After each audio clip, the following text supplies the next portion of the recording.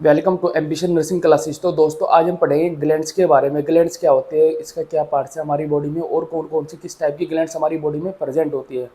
तो first of all जैसे glands क्या है, हमारी स्पेशल सेल कलेक्शन है जिसके अंदर क्या होता है हमारा मतलब जो सिक्रीट कराती है म्यूकस को, एंजाइम को और हार्मोन्स को। तो ये जो हमारी ग्लैंड्स है कितने टाइप की होती है, टू टाइप्स की, एक्सोक्राइन ग्लैंड्स और एंडोक्राइन ग्लैंड्स। एक्सोक्राइन ग्लैंड्स क्या होती है, जिनका सिक्रेशन किसी डक्ट के थ्रू होता है। जैसे सपोज अगर हम बात करें, अगर किसी हार्मोन का सिक्रेशन होना है तो किसी नली के द्वारा, जैसे डक्ट बोल देते हैं। जैसे ये हार्मोन है, मतलब इस ग्लैंड से हार्मोन निकलेगा, तो इस हार्मोन का जो सिक्रेशन है वो किसी इस डक्ट के थ्रू होगा, तब उस पर्टिकुलर ऑर्गन पे जाके वो इफेक्ट डालेगी। तो ऐसे अगर डक्ट के थ्रू हो रहा है, वाया डक्ट, ठीक है, या नली बोल दो हिंदी में, कि अगर इनके बीच में जो हार्मोन का या म्यूकस का एंजाइम का ट्रांसफर हो रहा है वो थ्रू द डक्ट के या नली के हो रहा है, तो उसको हम बोलते हैं एक्सोक्राइन ग्लैंड।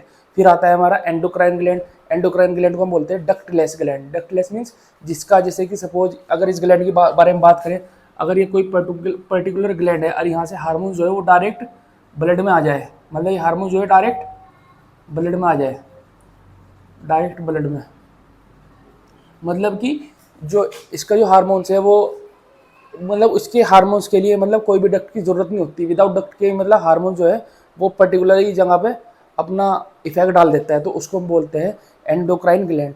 तो एक्सोक्राइन ग्लैंड और एंडोक्राइन ग्लैंड में ये डिफरेंस होता है। तो अगर हम एक्सोक्राइन की बात करेंगे तो एक्सोक्राइन में क्या आता है, इसका एग्जाम्पल है बार्थोलिन ग्लैंड जो हमारे वजाइना के अंदर पाई जाती है। फिर आता है हमारे लीवर, ये हमारी लार्जेस्ट एंडोक्राइन ग्लैंड है हमारी बॉडी पार्ट का। अगर बात करेंगे तो इसको क्या बोलते हैं हम, largest exocrine gland of body, ठीक है। फिर उसके बाद है हमारा एक्सोक्राइन में एक ग्लैंड वैसे पढ़ लेते हैं जिसे मिक्स ग्लैंड बोलते हैं जिसको, जैसे कि पैनक्रियाज। ये पैनक्रियाज का ये एक मिक्स ग्लैंड है, क्योंकि इसका जो 98% पोर्शन होता है वो हमारा एक्सोक्राइन होता है और 2% क्या होता है हमारा एंडोक्राइन होता है। तो इसलिए अगर हम इसकी बात करेंगे, ज़्यादा पोर्शन इसके एक्सोक्राइन में होता है, तो इसलिए हम मिक्स ग्लैंड भी बोल सकते हैं, बट हम इसको रखेंगे एक्सोक्राइन ग्लैंड की उस पार्ट में ही, ठीक है। तो हमारी एक्सोक्राइन की कितनी ग्लैंड हो गई, बार्थोलिन ग्लैंड जो हमारी वजाइना में पाई जाती है। फिर उसके बाद आ गया हमारे लीवर, ये भी एक्सोक्राइन ग्लैंड है। और फिर है पैनक्रिया। एक्सोक्राइन का मतलब होता है जिन हार्मोन्स का, एंजाइम का, म्यूकस का secretion by the blood duct, मतलब जो भी उनका सिक्रेशन होता है वो थ्रू द डक्ट के द्वारा, किसी भी नली के द्वारा अगर सिक्रेशन हो रहा है तो उसको हम बोलते हैं एक्सोक्राइन। फिर बात आती है एंडोक्राइन की। तो एंडोक्राइन मीन्स जिसका सिक्रेशन मतलब डक्टलेस होता है, जो बिना नली के ही सिक्रीट होकर पर्टिकुलर बॉडी ऑर्गन पर जाकर अपना वर्क करने लग जाए। तो उसका एग्जांपल है, फर्स्ट है हमारा पिट्यूटरी ग्लैंड जिसको हम बोलते हैं मास्टर ग्लैंड, मास्टर ग्लैंड। फिर उसके बाद है हमारा पीनियल ग्लैंड जिसको हम बोलते हैं biological clock of the gland, जिसे कि जो हमारी डे और नाइट के रिदम को मेंटेन कराती है, तो हमारी पीनियल ग्लैंड ही है, ठीक है। और ये सबसे छोटी वेट होता है, मतलब इसका शायद 6 mm के आसपास समथिंग इसका साइज होता है, बहुत छोटे, और 6 ग्राम की शायद ये हमारी पीनियल ग्लैंड होती है। फिर उसके बाद है थायराइड ग्लैंड जो हमारे यहाँ पर नेक रीजन के पास पाई जाती है। फिर उसके बाद उसके पीछे हमारी पैराथायरॉइड ग्लैंड पाई जाती है। फिर उसके बाद है हमारी थाइमस ग्लैंड जो हमारी स्टर्नम के पास पाई जाती है, जो हमारे लिम्फोसाइट्स में काम कराती है, ठीक है। फिर उसके बाद हमारी एड्रिनल ग्लैंड जो हमारी पाई जाती है, इसको हम वैसे सुप्रारीनल ग्लैंड भी बोलते हैं, जो हमारी किडनी होती है उन किडनी के ऊपर पार्ट्स पे प्रोमिनेंट होती है ये ग्लैंड, तो इसको हम एड्रिनल ग्लैंड बोलते हैं। फिर उसके बाद आ गई हमारी ओवरी और टेस्टिस। ओवरी को हम बोलते हैं फीमेल गोनेड्स और टेस्टिस को बोलते हैं मेल गोनेड्स। तो ये जो हमारी ये सब ग्लैंड्स हैं ये हमारी एंडोक्राइन ग्लैंड्स का पार्ट है। अब हम वन बाय वन एक ग्लैंड्स के बारे में पढ़ेंगे। सबसे पहले हम पढ़ेंगे पिट्यूटरी ग्लैंड के बारे में जो हमारी मास्टर ग्लैंड है। तो अब हम पढ़ते हैं पिट्यूटरी ग्लैंड्स के बारे में जिसको हम एक मास्टर ग्लैंड्स भी बोलते हैं। फिर अगर हम इस पिट्यूटरी ग्लैंड्स को अगर हम देखें कि कैसे है, जो हमारा हाइपोथैलेमस ग्लैंड्स है, इससे फिर ये हमारी जो ये वेसल्स निकलते हैं किधर से, एक इधर से, इस वाली वेसल्स को हम बोलते हैं इन्फंटिबुलम स्टॉक, और ये वाली वेसल्स के पोर्टर वेसल, इससे फिर हमारी ये पिट्यूटरी ग्लैंड बन जाती है। अब ये पिट्यूटरी ग्लैंड जो होती है ये 2 पार्ट्स में डिवाइडेशन हो जाती है, मतलब जो डिवाइडेशन करती है उसको बोलते हैं इंटरमीडिएट लोब्स। तो जो हमारी इस पार्ट में डिवाइडेशन है इसको बोलते हैं पोस्टीरियर पिट्यूटरी ग्लैंड्स, और इस वाले पार्ट को हम बोलेंगे एंटीरियर पिट्यूटरी ग्लैंड्स।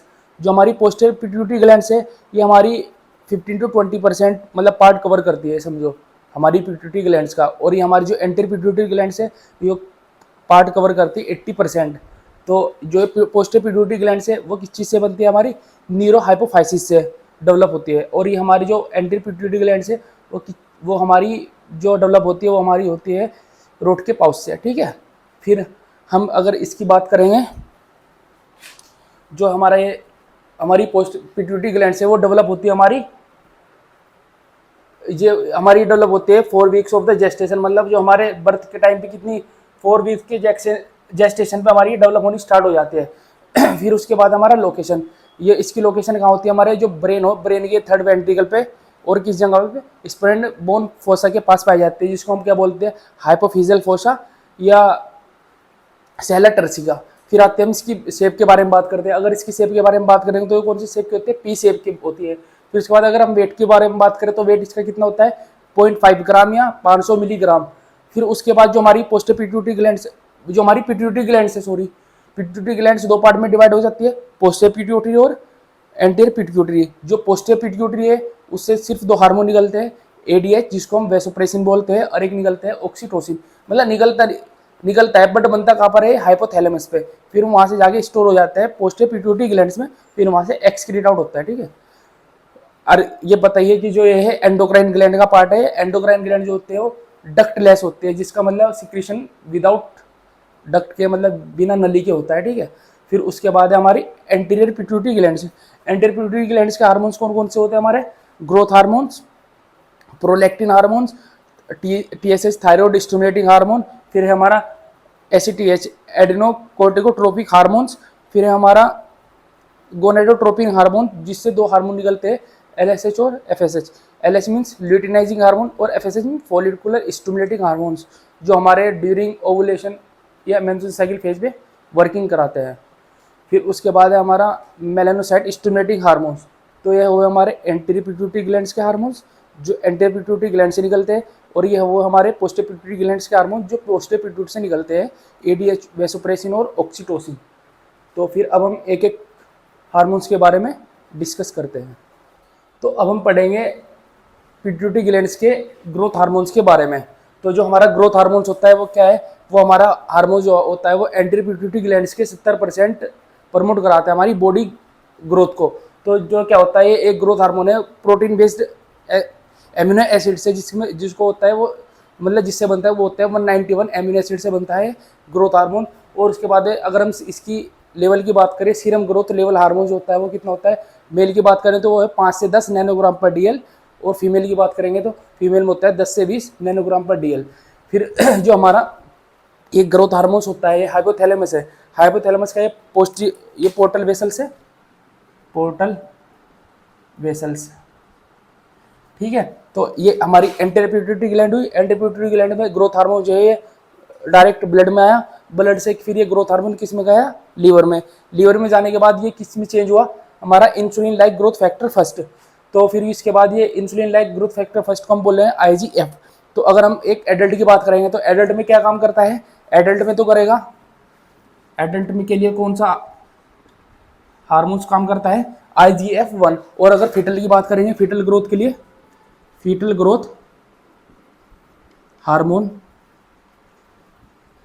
वो होता है हमारा IGF-2, मीन्स मतलब insulin like growth factor second. तो जो हमारा insulin like growth factor first है वो कन्वर्ट हो जाएगा हमारा स्केलेटल मसल्स में जाकर प्रोटीन सिंथेसिस बनाएगा, जिससे क्या होगा, हमारी जो बोन ग्रोथ है वो बढ़ने लगेगी। फिर अगर हमारी ये ग्रोथ हार्मोन तो हमारा कंटिन्यूसली बनता ही जा रहा है, बट अगर इसको रोकने के लिए क्या होता है, जो हमारा ग्रोथ हार्मोन्स है, growth hormone secretion by the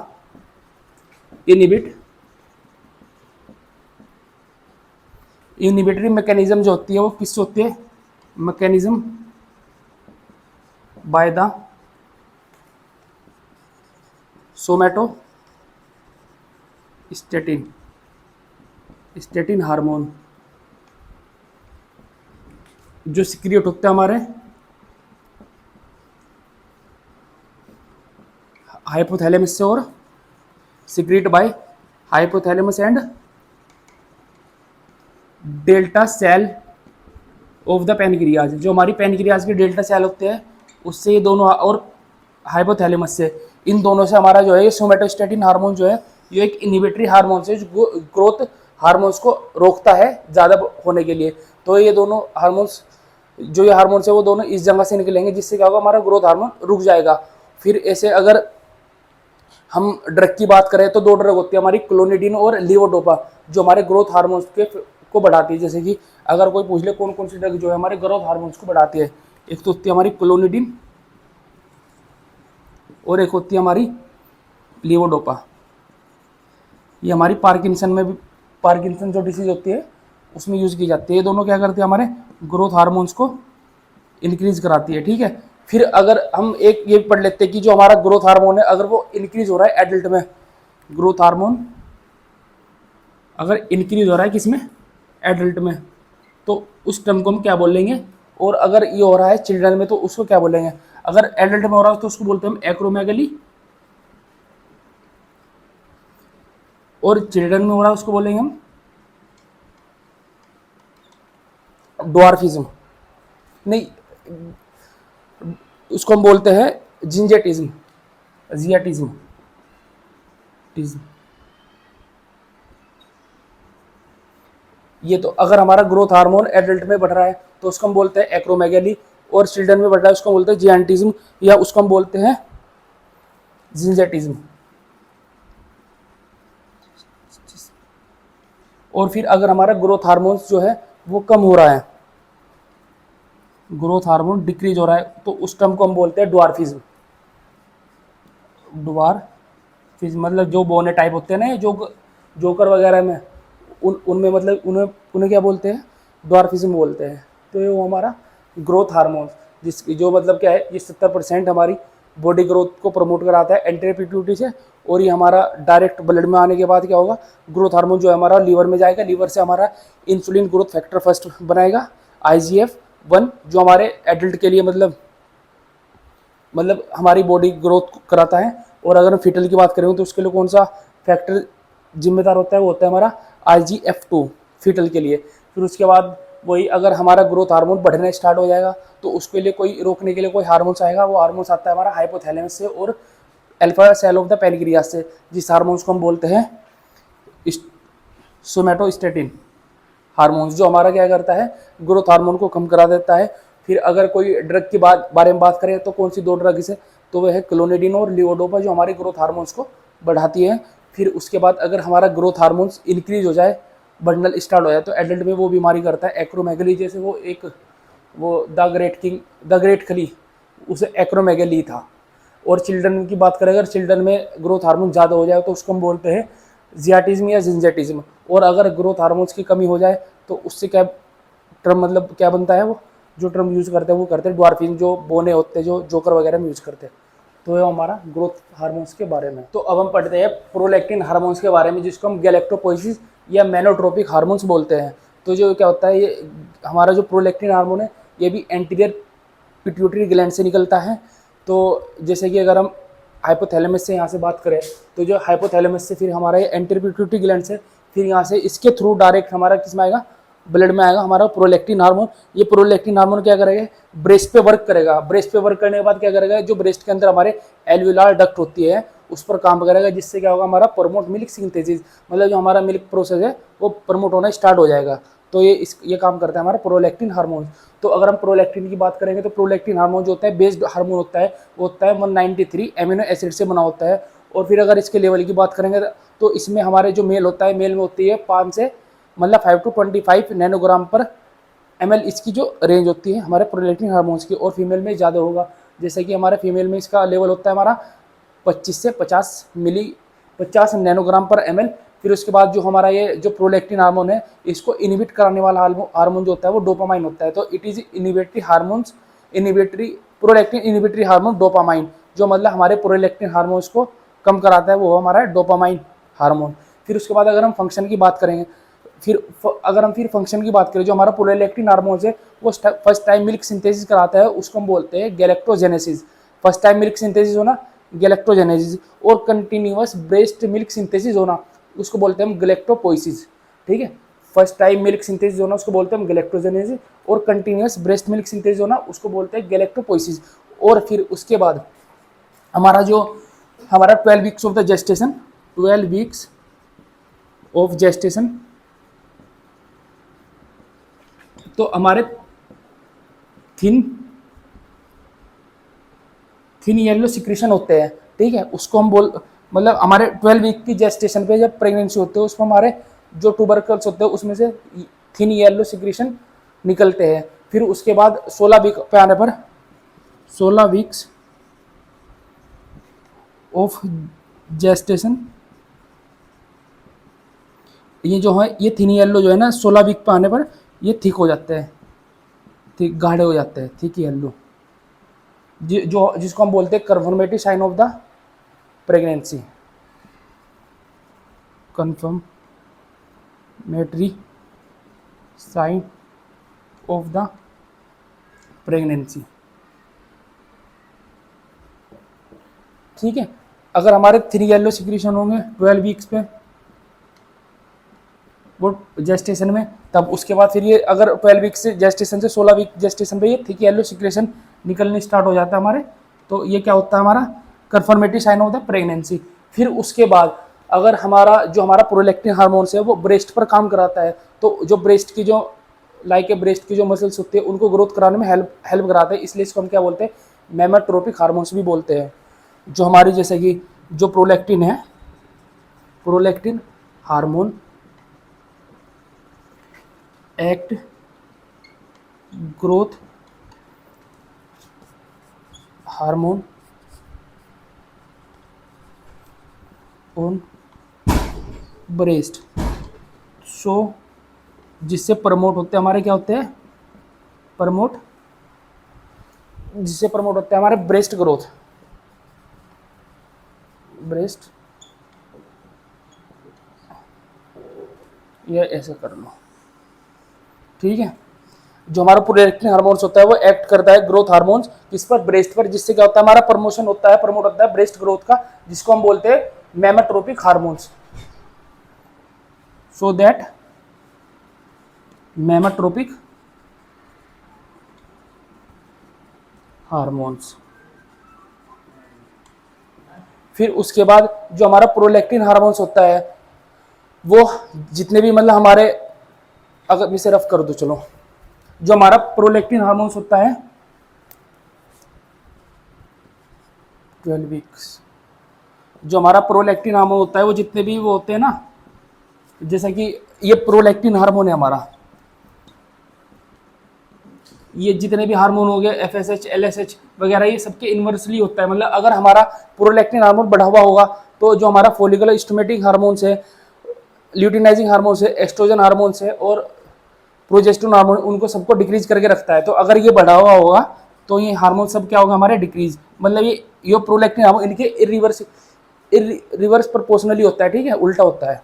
FSH LH oestrogen और प्रोजेस्टेरोन, तो इससे सपोज फिर जैसे कि हमारा ये प्रोलैक्टिन हार्मोन बढ़ रहा है तो क्या होगा ये हार्मोन डिक्रीज रहेंगे, तो जिससे क्या होगा हमारा ना तो हमारा मेंस्ट्रुएशन साइकिल चलेगी, ना हमारा ओवुलेशन फेज होगा, ना सिक्रेटरी फेज वगैरह कोई सा भी मतलब हमारे मेंस्ट्रुएशन साइकिल में चलेगा नहीं, क्योंकि ये प्रोलैक्टिन हार्मोन ये बढ़ा हुआ होगा।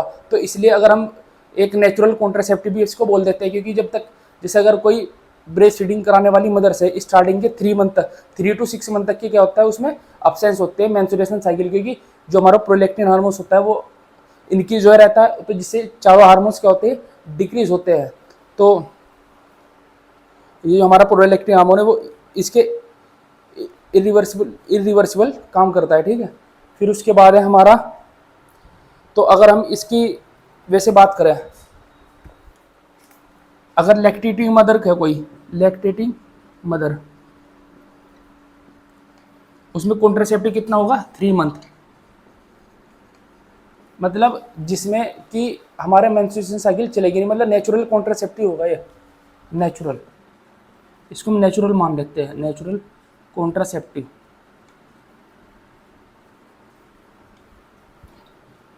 फिर अब उसके बाद आता है हमारा नॉन लैक्टेटिंग मदर, तो जो कोई मदर सपोज कोई मतलब डिलीवरी कराने के बाद अगर कोई फीमेल वगैरह अब मतलब ब्रेस्ट फीडिंग नहीं करा पाती, तो क्या होता है उससे हमारा जो हार्मोन्स है प्रोलैक्टिन वो डिक्रीज होना स्टार्ट हो जाता है। तो नॉन लैक्टेटिंग मदर के लिए हमारा जो नेचुरल कॉन्ट्रासेप्टिव होता है वो 3 वीक्स होता है,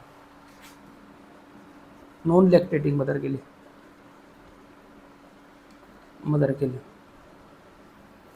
नेचुरल कॉन्ट्रासेप्टिव कितना होता है हमारा, कॉन्ट्रासेप्टिव 3 वीक्स। और लैक्टेटिंग मदर के लिए कितना होता है हमारा, मिनिमम तो 3 मंथ्स होता ही है, 3 से 6 मंथ तक की हम मान लेते हैं, बट मिनिमम कितना हमारा 3 मंथ्स। और नॉन लैक्टेटिंग मदर्स के लिए कितना होता है हमारा नेचुरल कॉन्ट्रासेप्टिव, मतलब कॉन्ट्रासेप्शन का मतलब होता है जिस दौरान हमारी मेंस्ट्रुएशन साइकिल फेज बिल्कुल भी चलेगी नहीं तब तक की, क्योंकि ये जो हमारा प्रोलैक्टिन हार्मोन है ये बढ़ा हुआ मिलेगा, तो जिससे क्या होगा जितने भी हार्मोन्स है एफएसएच, एलएच, एस्ट्रोजन, प्रोजेस्टेरोन सब डिक्रीज रहेंगे, ठीक है। और फिर अगर हम इसमें ड्रग की बात करें, एक ड्रग आती है हमारी ब्रोमोक्रिप्टिन, बहुत फेमस दवाई है, जो हमारा क्या करते हैं वो प्रोलैक्टिन हार्मोन्स की सिक्रेशन, प्रोलैक्टिन हार्मोन का जो सिक्रेशन होता है हार्मोन्स का उसको डिक्रीज करा देती है। तो अगर ड्रग के बारे में बात करें तो जो हमारा ब्रोमोक्रिप्टिन है, ब्रोमोक्रिप्टिन हर ड्रग, ब्रोमोक्रिप्टिन जो ड्रग है वो सप्रेस कर देते हैं प्रोलैक्टिन हार्मोन्स को, सप्रेस द प्रोलैक्टिन हार्मोन को। तो अगर किसी को इन केस अगर किसी को प्रोलैक्टिन हार्मोन्स कम कराना है तो वो फीमेल ब्रोमोक्रिप्टिन ड्रग का मतलब ड्रग को यूज करती है, ठीक है। तो ये हुआ हमारा प्रोलैक्टिन हार्मोन्स। तो अब हम पढ़ते हैं थायराइड स्टिमुलेटिंग हार्मोन्स, जिसको हम बोलते हैं TSH। तो जो हमारा थायराइड स्टिमुलेटिंग हार्मोन्स है वो क्या होता है, हमारा हाइपोथैलेमस है उससे मतलब एक हार्मोन्स निकलता है थायराइड रिलीजिंग हार्मोन्स, जो काम मतलब वर्क करता है हमारी एंटीरियर पिट्यूटरी ग्लैंड्स पे। वहाँ से फिर क्या होगा, हमारा एक हार्मोन्स निकलेगा थायराइड स्टिमुलेटिंग हार्मोन, जो ब्लड में आ जाएगा, ब्लड से वो किस पे जाएगा, हमारी थायराइड ग्लैंड्स पे। जो हमारी थायराइड ग्लैंड्स है उसके अंदर हमारी फोलिकुलर सेल पाई जाती है, ये रही फोलिकुलर सेल के अंदर क्या प्रेजेंट होता है हमारा T3 और T4 हार्मोन्स। तो फिर इसके बाद ये वर्क करना स्टार्ट कर देगा, ये एक मेटाबॉलिक हार्मोन्स भी होता है, ठीक है। फिर उसके बाद जो हमारा हाइपोथैलेमस है वो रिलीज करता है हमारा, हाँ अगर हम इसके नॉर्मल लेवल की बात करेंगे तो इसका नॉर्मल लेवल कितना होता है, 0.3 से 5.4 मिली यूनिट पर लीटर होता है, ठीक है। फिर जो हमारा हाइपोथैलेमस है वो रिलीज करता है थायराइड रिलीजिंग हार्मोन्स, जो एक्ट करता है हमारे एंटीरियर पिट्यूटरी ग्लैंड्स पे। फिर उसके बाद जो प्रमोट कराता है हमारा, फिर उसके बाद जो रिलीज कराता है हमारा थायराइड स्टिमुलेटिंग हार्मोन्स। तो फिर जो थायराइड स्टिमुलेटिंग हार्मोन्स है वो हमारी फोलिकुलर सेल पर वर्क करता है और प्रमोट कराता है हमारा T3 और T4 हार्मोन्स को। फिर उसके बाद जो हमारा थायराइड स्टिमुलेटिंग हार्मोन्स है वो इनहिबिट कराता है, मतलब inhibit by the negative feedback of mechanism. मतलब नेगेटिव फीडबैक मैकेनिज्म का मतलब होता है कि जैसे कि सपोज अगर हमें किसी हार्मोन्स की ज़रूरत 10 ग्राम तक के 10 नैनोग्राम चाहिए, बट तो हम उसको सिग्नल करेंगे मतलब हाइपोथैलेमस को कि 10 नैनोग्राम पर जो है वो हमें सिक्रेट कराए, बट 10 नैनोग्राम होने के बाद वो फिर अपना आप ही इंडिकेट करा देगी कि बस मुझे इतने चाहिए था, इससे ज़्यादा मुझे नहीं चाहिए। तो उसे बोलते हैं नेगेटिव फीडबैक। तो नेगेटिव फीडबैक के लिए क्या होता है हमारे रिलीज, जो हमारा थायराइड स्टिमुलेटिंग रिलीज हार्मोन है वो इनहिबिट करता है नेगेटिव फीडबैक पे। फिर उसके बाद अगर हम इसके सैंपल की बात करें तो हमारा जो थायराइड स्टिमुलेटिंग हार्मोन्स है उसको सैंपल अर्ली मॉर्निंग लेते हैं विद फास्टिंग, ठीक है। तो ये इसके बारे में है हमारा थायराइड स्टिमुलेटिंग हार्मोन्स का। पढ़ते हैं एडिनोकोर्टिकोट्रोपिक हार्मोन, जो हमारा एक पिट्यूटरी ग्लैंड का हार्मोन है, और वो भी किसका, पिट्यूटरी ग्लैंड में भी एंटीरियर पिट्यूटरी ग्लैंड का। तो जो हमारा है हाइपोथैलेमस से फिर एक हार्मोन रिलीज होता है कोर्टिकोट्रोपिक रिलीजिंग हार्मोन्स, जो हमारा पोर्टल वेसल्स के थ्रू एंटीरियर पिट्यूटरी ग्लैंड्स पे आता है। और एंटीरियर पिट्यूटरी ग्लैंड से क्या होता है हमारा एडिनोकोर्टिकोट्रोपिक रिलीजिंग हार्मोन जो है ब्लड में आ जाएगा। ब्लड में आने के बाद ये किस पे काम करेगा, हमारी एड्रिनल ग्लैंड पर। एड्रिनल ग्लैंड के अंदर जो हमारा अंदर का पार्ट है उसको बोलते हैं एड्रिनल मेडुला, और बाहर के पार्ट को बोलते हैं कोर्टेक्स, इसको बोलते हैं कोर्टेक्स। बाहर के पार्ट को एड्रिनल कोर्टेक्स और अंदर के पार्ट को एड्रिनल मेडुला। तो फिर इससे हम एड्रिनल कोर्टेक्स से एड्रिनल मेडुला से 3 हार्मोन निकलेंगे, GFR ग्लूकोकोर्टिकोइड, मिनरल कोर्टिकोइड और एंड्रोजन। एंड्रोजन में टेस्टोस्टेरोन और एस्ट्रोजन वर्क करता है। फिर हमारा जो हमारा जो एडिनोकोर्टिकोट्रोपिक रिलीजिंग हार्मोन है वो along with the anterior pituitary gland, मतलब जो हमारा ACTH है जो इसके साथ काम करता है एंटीरियर पिट्यूटरी ग्लैंड के साथ, जो आल्सो रिलीज कराता है हमारा मेलानोसाइट स्टिमुलेटिंग हार्मोन्स।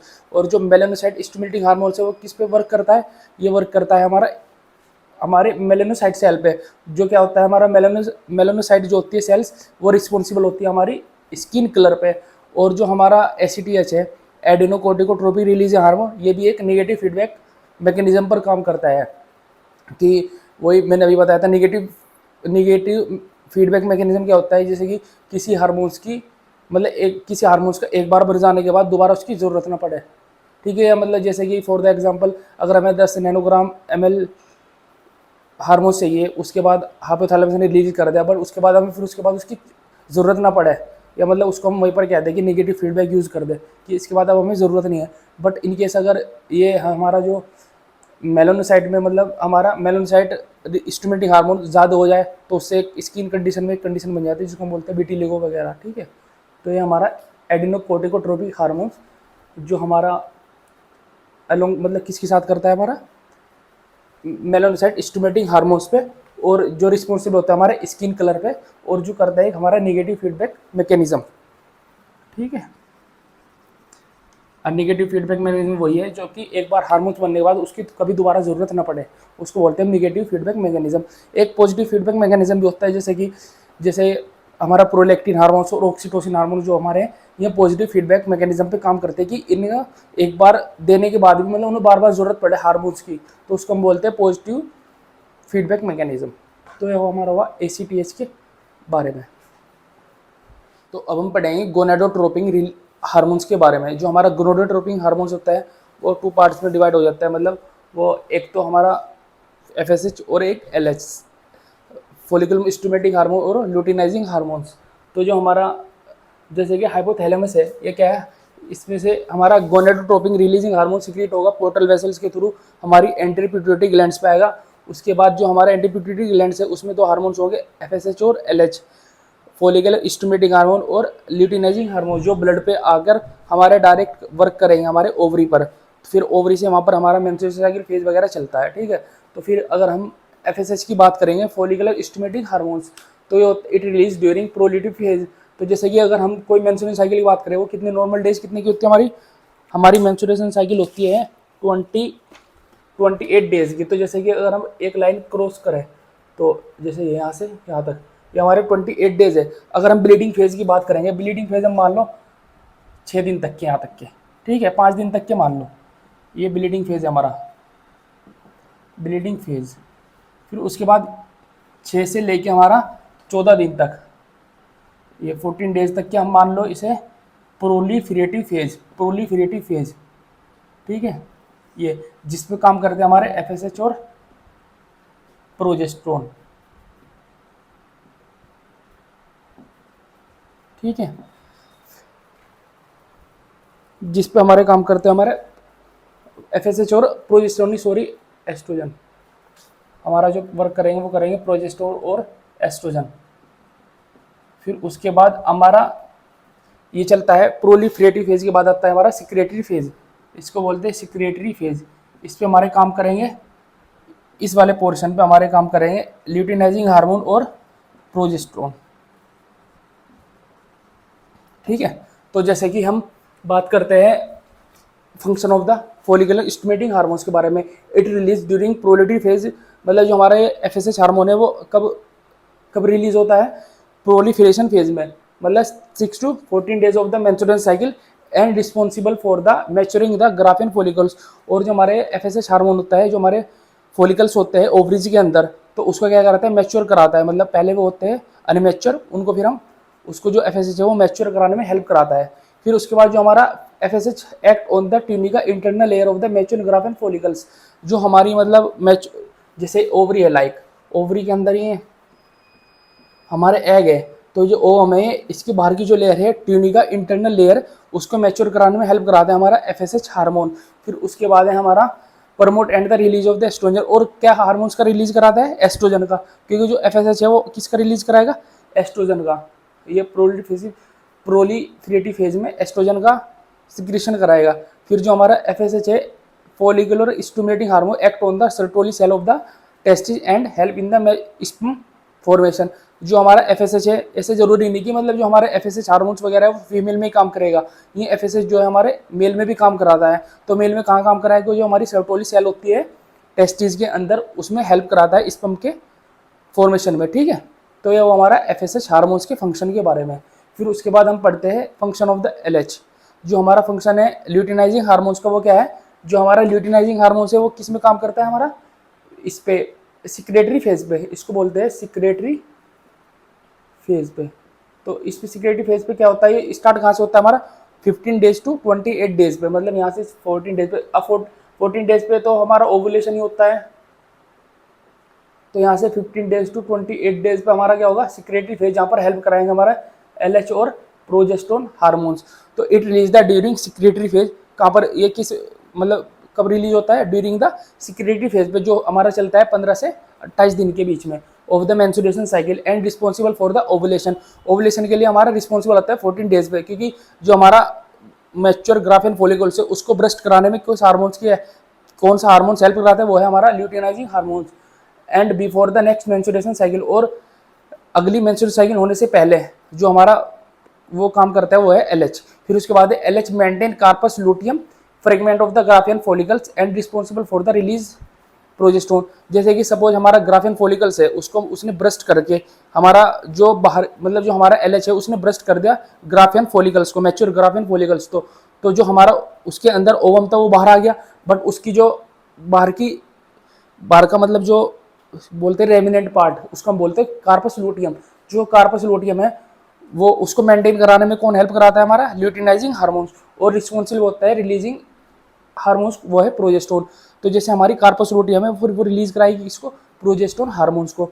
फिर उसके बाद जो हमारा ल्यूटिनाइजिंग हार्मोन्स है वो एक्ट करता है कि इस पर इंटरथीसियल सेल स्टिमुलेटिंग हार्मोन और Leydig cell and help in the release testosterone. तो जो हमारा लेडिंग सेल्स होती हैं टेस्टिस के अंदर, तो मतलब टेस्टिस के अंदर जो हमारी इंटरथीसियल स्टिमुलेटिंग हार्मोन्स है वो काम करता है हमारा लेडिंग सेल्स पे, जो हेल्प कराता है हमारा रिलीज एस्ट्रोजन, मतलब जो हमारा टेस्टोस्टेरोन है उसको रिलीज कराने में हेल्प कराता है हमारा ल्यूटिनाइजिंग हार्मोन्स। फिर उसके बाद है यदि अगर हमारा फर्टिलाइजेशन हो जाए, फर्टिलाइजेशन क्या होता है, ओवम और स्पर्म का आपस में मिलना, उसको हम बोलते हैं फर्टिलाइजेशन सिंपल सी लैंग्वेज में, जिसको हम हिंदी में बोलते हैं इनिशिएशन। तो जो फर्टिलाइजेशन है वो अकर होता है हमारा कब, luteinizing maintain corpus luteum and help in the beta HCG progesterone estrogen release. तो जो हमारा यदि फर्टिलाइजेशन हो गया उसके बाद जो हमारी LH है वो मेंटेन कराती है किसको, कार्पस लूटियम को, क्योंकि मतलब जैसे कि हमारा जो ल्यूटिनाइजिंग हार्मोन है वो 3 मंथ तक के जो हमारी कार्पस लूटियम है, जैसे कि वो जब तक कि हमारा प्लेसेंटा डेवलप नहीं हो पाता तो उस तक के जो हमारा प्रेगनेंसी को मेंटेन कराती है वो कार्पस लूटियम कराती है। जब 3 महीने बाद मतलब हमारा जो प्लेसेंटा है वो फुली मैच्योर हो जाता है, मतलब काम करने के लिए तैयार हो जाता है, तब उसके बाद वहाँ से प्रोजेस्टेरोन वगैरह निकलने स्टार्ट हो जाते हैं। बट उससे पहले कौन सी हेल्प कराती है, वो है हमारी ल्यूटिनाइजिंग हार्मोन से, जो हमारी वो मतलब ग्राफिन फॉलिकल से जो हमारी कार्पस लूटियम जो लेयर बनी थी उसमें फिर उसको मेंटेन कराता है हमारा ल्यूटिनाइजिंग हार्मोन, जो हेल्प कराते हैं हमारा during pregnancy beta HCG estrogen और प्रोजेस्टेरोन रिलीज कराने में। तो ये हुआ हमारा गोनेडोट्रोपिक हार्मोन्स के बारे में। जैसे कि हाइपोथैलेमस गोनेडोट्रोपिक हार्मोन्स है, उससे एंट्री पिट्यूटरी ग्लैंड से फिर 2 हार्मोन आएंगे FSH और LH। FSH LH जो ब्लड में आकर क्या करेंगे, हमारी ओवरी पर वर्क करेंगे, ओवरी पर क्या होगा, हमारा मेंस्ट्रुअल साइकिल फेज स्टार्ट हो जाएगा। तो जैसे कि FSH का फंक्शन की अगर हम बारे में बात पढ़े तो FSH जो है वो वर्क करता है किसके, FSH प्रोपोर्शनली किसको होता है, एस्ट्रोजन के, और LH। तो जैसे कि अगर हम प्रोलिफरेटरी फेज में 6 से 14 दिन के बीच में हमारा जो है वो FSH काम कराता है, और क्या कराता है, जो हमारे मैच्योर ग्राफिन फॉलिकल जो मतलब थोड़े छोटे फॉलिकल्स हैं उसको मैच्योर कराने में हेल्प कराता है हमारा फॉलिकल स्टिमुलेटिंग हार्मोन्स। और क्या होता है, जो इंटरनल लेयर होती है हमारी उसकी ग्राफिन फॉलिकल्स की, उसको मेंटेन कराने में हेल्प कराता है, और टेस्टोस्टेरोन को रिलीज कराने में प्रमोट कराता है, एस्ट्रोजन को। और जो हमारा FSH है वो एक्ट कराता है हमारा Sertoli cell of the testis को, मतलब जो हमारे टेस्टिस के अंदर सर्टोली सेल होती है उसमें, और हेल्प कराता है स्पर्म फॉर्मेशन में, मतलब स्पर्म को बनाने में हेल्प कराता है हमारा फॉलिकल स्टिमुलेटिंग हार्मोन्स। और ये किसके प्रोपोर्शनली होता है, एस्ट्रोजन के। फिर उसके बाद आ जाए ल्यूटिनाइजिंग हार्मोन्स के बारे में। ल्यूटिनाइजिंग हार्मोन्स क्या होता है, ये ओवुलेशन में काम कराता है। मतलब जैसे कि 14 डेज के बाद हमारा जो ग्राफिन फॉलिकल्स है वो पूरा मैच्योर हो जाता है, उसके बाद उसको ब्रस्ट कराने में कौन सा हार्मोन जिम्मेदार है, वो है LH ल्यूटिनाइजिंग हार्मोन्स। तो जो ल्यूटिनाइजिंग हार्मोन्स है उसके बाद वो 15 डेज से 28 डेज तक के वो सिक्रेटरी फेज में काम करेगा। तो 2 हार्मोन्स काम करते हैं, ल्यूटिनाइजिंग हार्मोन्स और प्रोजेस्टेरोन हार्मोन्स, जो उसको मेंटेन कराता है। तो फिर उसके बाद जो इसका पीक लेवल अगर हम प्रोजेस्टेरोन की बात करें वो कितने दिन पे आ जाता है हमारा सिक्रेटरी फेज में, 21 to 24 days of the menstruation cycle. और फिर ल्यूटिनाइजिंग जो हार्मोन्स है वो इंटरथीसियल सेल ऑफ द, मतलब जो हमारी लेडिंग सेल्स होती है टेस्टिस के अंदर, उसमें क्या होता है हमारा interstitial cell stimulating hormones release कराता है, मतलब उस पर काम कराता है हमारा ल्यूटिनाइजिंग हार्मोन्स, जो हेल्प कराती है हमारे रिलीज ऑफ द टेस्टोस्टेरोन, मतलब उसको टेस्टोस्टेरोन को रिलीज कराने में हेल्प कराती है। फिर उसके बाद अगर फर्टिलाइजेशन हो जाए तो जो हमारा फर्टिलाइजेशन कैसे हुआ, जब ओवम और स्पर्म आपस में मिले, तो अगर फर्टिलाइजेशन होने के बाद तो फिर हमारी क्या बनती है, कार्पस लूटियम। कार्पस लूटियम 3 महीने तक के वर्क कराती है, जो रिलीज कराएगी प्रोजेस्टेरोन, FSHO, प्रोजेस्टेरोन, एस्ट्रोजन और बीटा SCG। उसके बाद 3 महीने के बाद हमारा जो है प्लेसेंटा मैच्योर हो जाता है, जिससे फिर उसके बाद ये वर्क कराने लग जाता है। तो प्लेसेंटा से पहले हमारी जो है वो कार्पस लूटियम काम कराती है। वो उस कार्पस लूटियम को मेंटेन करने वाला हार्मोन कौन है, वो है ल्यूटिनाइजिंग हार्मोन्स। तो हम पढ़ते हैं लास्ट है हमारा मेलानोसाइट स्टिमुलेटिंग हार्मोन्स। ये क्या होता है, ये हमारा ये मेलेटो स्टिमुलेटिंग हार्मोन है, वो नो रिलीजिंग हार्मोन्स होता है हमारा, ये कहीं से भी रिलीज नहीं होता, मतलब ये हाइपोथैलेमस वगैरह से सब कुछ इसका कोई कनेक्शन नहीं होता। तो जो है हमारा एंटी पिट्यूटरी ग्लैंड से जो जो हमारी फिर उसके अगर हम इसमें इन्वायरमेंटल कंडीशन लाइक कंडीशन के बारे में बात करेंगे, अगर हमारा इंक्रीज टेम्परेचर हो जाएगा तब हमारा मेलानिन हार्मोन से वो ज़्यादा हो जाएगा, और अगर कोई मॉइस्ट एयर वगैरह है तब भी हमारा जो है मतलब मेलानिन हार्मोन बढ़ जाएगा। तो जो मेलानिन स्टिमुलेटिंग हार्मोन वो डायरेक्ट ब्लड में आएगा, ब्लड से स्किन पर इफेक्ट डालेगा, स्किन पर मतलब जो होती है मेलानोसाइट सेल्स वगैरह होते हैं, जिससे हमारा मेलानिन बढ़ जाएगा, मतलब ऐसा कुछ लाइक फंक्शन करता है। फिर जो हमारा मेलानिन स्टिमुलेटिंग हार्मोन से रिलीज करता है depend upon the environmental condition पर, कि हमारी इन्वायरमेंटल कंडीशन कैसे है, कि बॉडी का टेम्परेचर ज़्यादा मतलब इंक्रीज बॉडी टेम्परेचर, अगर टेम्परेचर ज़्यादा हो रहा है बाहर का इन्वायरमेंट का, या फिर कोई मॉइस्ट एयर है, तो उससे हमारा जो है मेलानिन बढ़ जाएगा, जिससे हमारा क्या हो जाएगा, अगर मेलानिन घट जाएगा और इससे हमारा क्या हो जाएगा, स्किन कलर डार्क होना स्टार्ट हो जाएगा। तो अगर हम मेलानिन की बात करें तो जो मेलानिन है, अगर मेलानिन बढ़ता है तो हमारा क्या होगा, स्किन कलर डिक्रीज हो जाएगा। सपोज लाइक अगर किसी इंसान में मेलानिन हार्मोन जो है वो ज़्यादा हो रहा है तो उसके स्किन कलर साउथ अफ्रीका के लोगों जैसा हो जाएगा, जैसे साउथ अफ्रीका के लोग होते हैं काले काले। तो अगर मेलानिन ज़्यादा हो रहा है तो वो साउथ अफ्रीका जैसे होंगे, और अगर मेलानिन कम हुआ तो वो होगा मतलब जैसे कि हमारे कोरिया वगैरह के लोग होते हैं जो गोरे गोरे से होते हैं बहुत ज़्यादा। तो ये करता है इस पर डिपेंड। अगर फिर इसमें आ जाते हैं 2-3 कंडीशन डिसऑर्डर आ जाते हैं विटिलिगो। एक तो है विटिलिगो। विटिलिगो क्या होता है हमारा, मतलब पार्शियल डेफिशिएंसी हो जाती है इसमें मेलानिन की, partial deficiency of the melanin hormone.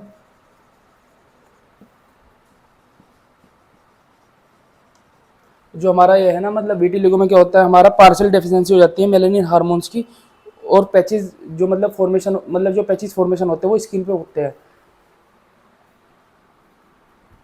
जिसके result in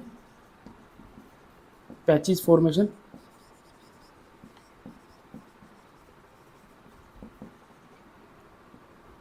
formation on skin.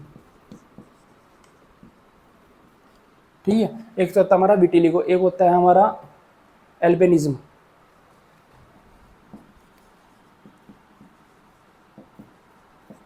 इसमें एल्बिनिज्म में क्या होता है, complete lack of the melanin हो जाता है, जिससे पूरा ही बॉडी हमारी वाइट हो जाएगी पूरी, complete lack of the melanin. ठीक है, ये तो इसमें तो पार्शियली डेफिशिएंसी होती है हमारे मेलानिन हार्मोन्स की। इसमें क्या होता है, complete lack of the melanin, जिसको हम बोलते हैं एल्बिनिज्म। और एक हमारा होता है पियाबेल्डिज्म, पाइबाल्डिज्म। ये क्या होता है, इसमें congenital lack of the melanin, congenital lack of the melanin, ठीक है। तो ये इसके मेलानिन के 3 डिसऑर्डर हैं। तो welcome to Ambition Nursing Classes. तो दोस्तों आज हम पढ़ेंगे पोस्टीरियर पिट्यूटरी ग्लैंड्स के बारे में। मतलब फिलहाल अगर हम पीछे की क्लास की बात करेंगे तो उसमें क्या था, हमने पढ़ा था पिट्यूटरी ग्लैंड्स, जो एक मास्टर ग्लैंड है। फिर वो 2 पार्ट में डिवाइडेशन हो जाता है, एंटीरियर पिट्यूटरी ग्लैंड और posterior pituitary gland. Anterior pituitary gland से अलग हार्मोन्स निकलते हैं और पोस्टीरियर पिट्यूटरी की आज हम बात करेंगे, उसमें से निकलते हैं ऑक्सीटोसिन और एडीएच, जिसको हम वैसोप्रेसिन बोलते हैं। तो फर्स्ट ऑफ ऑल जो हमारा पोस्टीरियर पिट्यूटरी ग्लैंड्स है वो क्या है, वो जो बनता है वो किससे बनता है, एक न्यूरल क्रस्ट से बनता है, जिसको न्यूरल हाइपोफाइसिस बोलते हैं। ये डेवलप किससे होता है, न्यूरल क्रस्ट से, ठीक है। तो फर्स्ट ऑफ ऑल जैसे हाइपोथैलेमस है, हाइपोथैलेमस से ये जो हमारी लाइनिंग जा रही है इससे, और ये एक पोर्टल वेसल्स बनी है, जैसे इसको बोलते हैं पोर्टल वेसल्स, पोर्टल वेसल्स। तो ये जो बनी है ये तो बनती है हमारे इनफंडिबुलम स्टोक से, और ये मतलब इसको हम बोलते हैं इनफंडिबुलम स्टोक और इसको बोलते हैं पोर्टल वेसल्स। और ये बनी होती है किससे, हमारी न्यूरल क्रस्ट से डेवलप होती है हमारी posterior pituitary glands. Posterior pituitary gland से 2 हार्मोन्स निकलते हैं, एक तो है ऑक्सीटोसिन, जिसको हम पिटोसिन भी बोल देते हैं, पिटोसिन। और एक हमारा क्या है, फर्स्ट ये है, दूसरा क्या है एडीएच या वैसोप्रेसिन, जिसको हम बोल देते हैं, ठीक है, वैसोप्रेसिन। तो अब हम पढ़ते हैं फर्स्ट पहले मतलब पोस्टीरियर पिट्यूटरी ग्लैंड्स के बारे में। तो ये क्या होता है, it connect by the hypothalamus by the neural crest infundibulum stalk. तो ये किससे कनेक्ट होती है, हमारी इनफंडिबुलम स्टोक से, और हाइपोथैलेमस द्वारा ये इनफंडिबुलम स्टोक से कनेक्ट होती है हमारी, ठीक है। तो फर्स्ट हमारा हार्मोन से ऑक्सीटोसिन। ऑक्सीटोसिन क्या है, ये एक मतलब it also known as the hormones, मतलब इस हार्मोन्स को हम क्या मानते हैं, लव हार्मोन्स भी के नाम से भी जानते हैं, और यूट्राइन कॉन्ट्रैक्शन कराने में भी हेल्प कराता है ये हमारा ऑक्सीटोसिन हार्मोन। और ये क्या होता है, ये सिंथेसिस होता है हमारा हाइपोथैलेमस में। ये एक बात याद रखना कि जितने भी हमारे एंटीरियर पिट्यूटरी ग्लैंड्स के हार्मोन्स है वो तो हमेशा सिंथेसिस भी एंटीरियर पिट्यूटरी में ही होंगे, और उनका सिक्रीशन और रिलीज भी हमारा एंटीरियर पिट्यूटरी ग्लैंड से होगा। बट मतलब ये एक्सेप्शनल केस समझ लो कि जो हमारी पोस्टीरियर पिट्यूटरी ग्लैंड है उसमें उसके जो दोनों हार्मोन्स है ऑक्सीटोसिन और एडीएच, ये दोनों बनते तो हमेशा हाइपोथैलेमस में है, बट स्टोर होके कहाँ जाते हैं, पोस्टीरियर पिट्यूटरी ग्लैंड में। तो सिक्रीट और रिलीज होने का काम कहाँ से, हमारे इसका पोस्टीरियर पिट्यूटरी ग्लैंड से।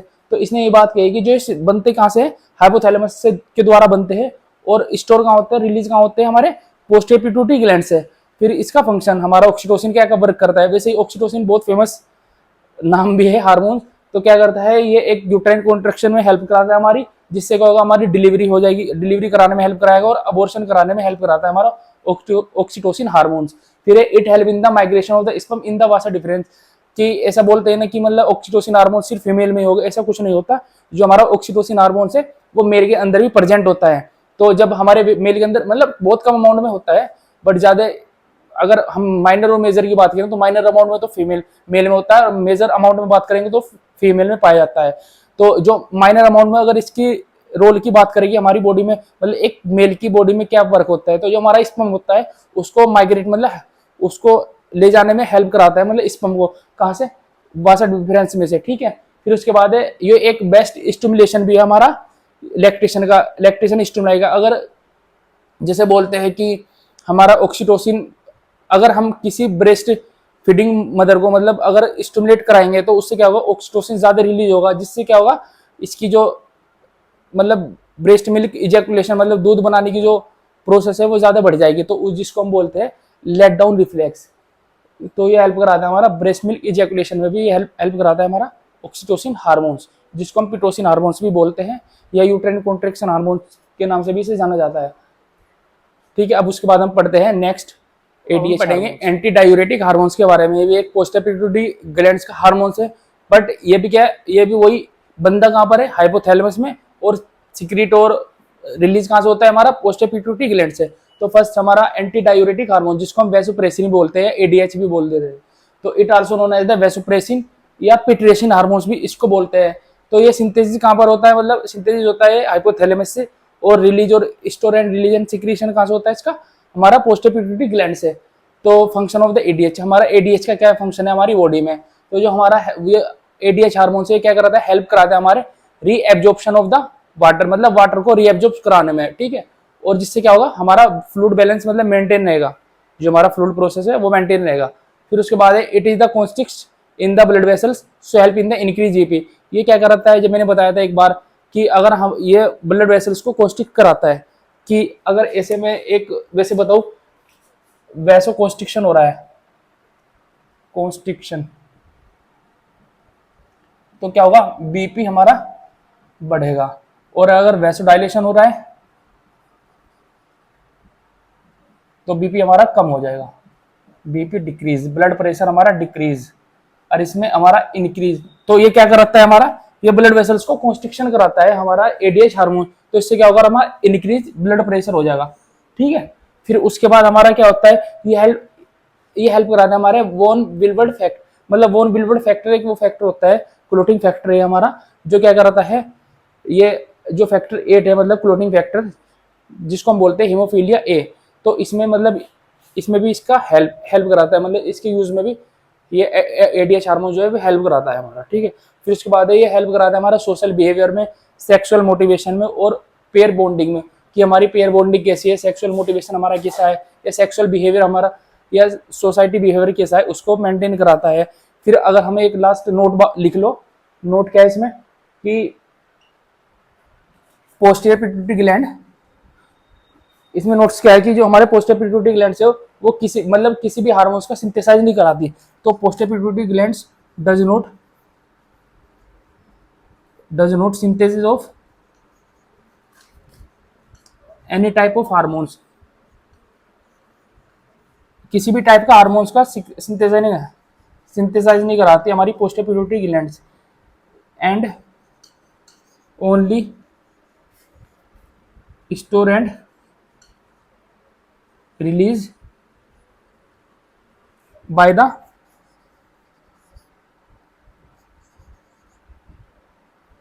पोस्टीरियर पिट्यूटरी ग्लैंड से। मतलब जो हमारा हार्मोन्स का रिलीजन होता है वो कहाँ पर मतलब हमारा जो हार्मोन्स है वो सिंथेसाइज तो हमारी पोस्टीरियर पिट्यूटरी ग्लैंड कराती नहीं, बट क्या है जो हमारे दो हार्मोन्स है ऑक्सीटोसिन और एडीएच हार्मोन, इनको क्या कराती है, रिलीज कराने में हेल्प कराती है। ऑक्सीटोसिन और एडीएच हार्मोन्स को रिलीज कराने में हेल्प कराती है। तो ये हमारा पोस्टीरियर पिट्यूटरी ग्लैंड्स के बारे में।